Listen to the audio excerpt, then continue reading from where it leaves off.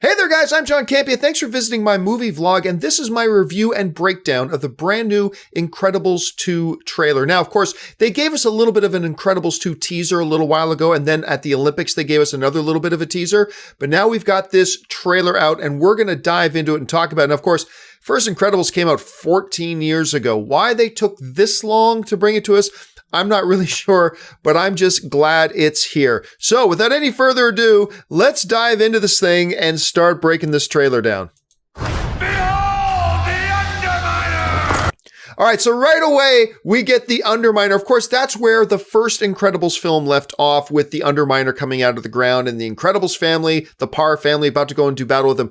I think this is kind of key that they put this right at the beginning of the trailer, because it shows us that it just kind of says right off the bat, this movie picks up exactly where the last one 14 years ago left off. Now, some people like myself were kind of hoping that they would move forward in time, but whatever, they're starting it right back there. So it's kind of key that they had this little scene right off the bat. Okay, let's keep going. Watch after Jack Jack. I thought we were going to go. You heard your mother. Trampoline. There we go. We meet. Now, this scene right here, I think, is really key, because there he goes. Mr. Incredible jumps in there and he's confronting the Underminer, and he's about to say we meet again. So therefore, they're kind of explaining they must have had a rivalry before. They've encountered the Underminer before. But I think this scene here is key, where the Underminer sucks in Mr. Incredible, right? I think this becomes key, because I think that, I'm speculating here, sets up the entire premise of the movie, because we're going to get into it here. But I think ultimately, I think Elastigirl, Mrs. Parr, I think she's the one who saves the day in this Underminer thing. We'll get to that in just a second. Let's keep moving.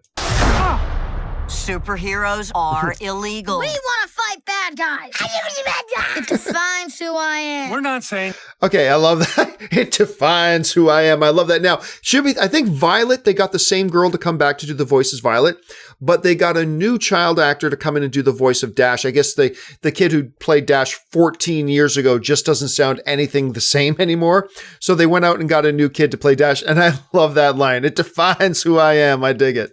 You have what? Someone on TV said it. Nice I line. was approached by this tycoon. Wants to talk about hero stuff. Okay, so there we go. Samuel Jackson is back, of course, as Frozone. And there we get the beginning of the plot of the overall film, right? Talking to a tycoon, wants to talk about hero stuff, the return of heroes. Remember, in this world of the Incredibles, heroes are illegal, right? They're supposed to be in hiding, laying low. The one thing about this that concerns me a little bit is, isn't this like almost identical to kind of the premise of the first Incredibles? You know, where you had Bob, you have Mr. Incredible longing for the glory days, and then he finds out some rich guy might have a way for him to be a hero again. And this scene kind of feels very, very similar to that feel. Now, maybe this is just a minor point in the movie, but again, it does feel a little bit similar to the first one. Help me bring supers back into the sunlight. Okay, so right back there, we get Bob Odenkirk. Now, this is, of course, kind of a syndrome role. The guy who's a rich guy wants to bring superheroes back and all that kind of. We got Bob Odenkirk here, which is really cool. Now, of course, you guys remember Bob Odenkirk from Breaking Bad and, of course, Better Call Saul. And by the way, I don't hear him in the trailer anywhere, but Jonathan Banks, who's also an alumnus of Breaking Bad and is in Better Call Saul with Bob Odenkirk at the same time. So you got a little bit of a Breaking Bad reunion going here. But anyway, this character seems to be taking on that kind of syndrome role. Now, whether or not he's a villain in this one like Syndrome was, I don't know. But he seems to be taking on that kind of a role. To the sunlight. We need Elastigirl. Okay, so right there, we hear him say, we want to bring heroes back, but we need Elastigirl. Now, here's what I think this is setting up. I think in that battle with the Underminer that happens very publicly, and once again here, I'm just speculating. Nobody's told me this. But I think what you have is that battle with the Underminer happens very publicly. Cameras are rolling. Underminer gets Mr. Incredible because we saw him suck him in that tube. I think what happens then is that Elastigirl saves the day, and it gets caught on camera of Elastigirl saving the day.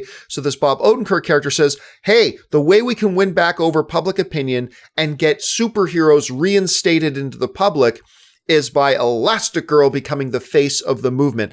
I think that's what this sets up. Maybe it does, maybe it doesn't. Maybe I'm reading too much into it, but that seems to be what they're going for. Bye, sweetie. I'll watch the kids, no problem.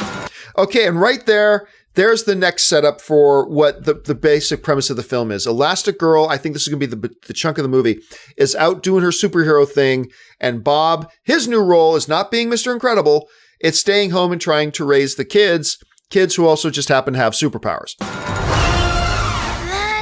not the way I love this scene, by the way. Dad, they want us to do it. This is so Mr. Incredible right here. That way. Why would they change math? Math is math. Math is math. I love, for whatever reason, this reminds me of my dad. Like when he starts complaining about whole things, this is the way it's supposed to be done. Math is math. It just feels Mr. Incredible to me. It feels very consistent. I like that. I'm dreading the day that I ever have a child and I have to try to help them with the homework because I'm going to be useless to them. Anyway. All over Dusseldorf. Dussels are done. I just love how massive Mr. Incredible is. And the Jack thing here is really cute. Close it! Very cute. I love that. That's great. Couldn't have done this if you hadn't taken over so well. This is great. I've got to succeed so she can succeed. I love that line because you know what? I actually get chills. You can see the buzz. I get chills at that line. I love that that's the line because it makes me love Mr. Incredible even more because he could be in a position that I want to be out there saving the world. But I love that he says that line. I need to succeed, like being a home parent, raising our kids. I need to be able to do this. Why?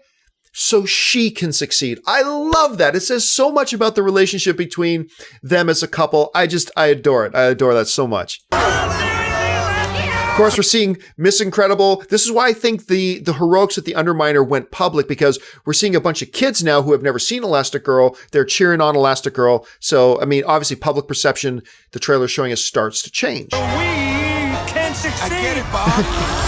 What the? And now the Jack stuff. It's freaky. But I can't keep giving him I love that. I've seen so many people watching their kids lose their minds. I just can't keep giving them cookies. This is great. And of course, we're getting our first peeks at all these various superpowers that Jack has that they teased at the end of the first Incredibles. Nobody and a daddy. What? Done properly, parenting. Edna Mole is back. And it's crazy. A lot of people still don't realize Edna Mole is actually voiced by the director of the film, Brad Bird. Brad Bird actually does the voice of Edna Mole. And she was one of those little characters I think in the first Incredibles was supposed to be a throwaway character, but she actually ended up being somebody that everybody talked about. So it's really good to see her back here. Thing is a heroic act. Done properly. Slick. I like, you know what? The first time I watched a trailer, which was last night, I watched the trailer the first time last night and I was like, okay, it's good. It's good. I'm not jumping up and down about it. But watching it again, I'm appreciating it even more. It's actually looking great. And I do love the fact that the focus of the Incredibles, although it is a family of superhero teams, much like the first Incredibles didn't focus on them being superheroes, it focused on them as a family and the issues that each one of them faced. And of course, the unique circumstances of them all having superpowers. But I love that this one also seems to be really focusing more on the family, the character aspect of it. And I think this can be a strength for the film as well moving forward. So yeah, I'm really happy with the trailer. I cannot wait to see this movie. June 15th cannot get here soon enough for me. But anyway, guys, the important things here is, what did you think of the Incredibles 2 trailer? Did I miss some things? What are some things that you noticed in the trailer that maybe I overlooked? Jump down into the comment section below and leave me your thoughts. Listen, guys, while you're here, why don't you take a second, click on that subscribe button, become a subscriber to my YouTube channel. Make sure you click the thumbs up button. Follow me on social media, simply at John Campea. That'll do it for me, guys. My name's John Campea. Thanks a lot for joining me. And until my next video, bye-bye.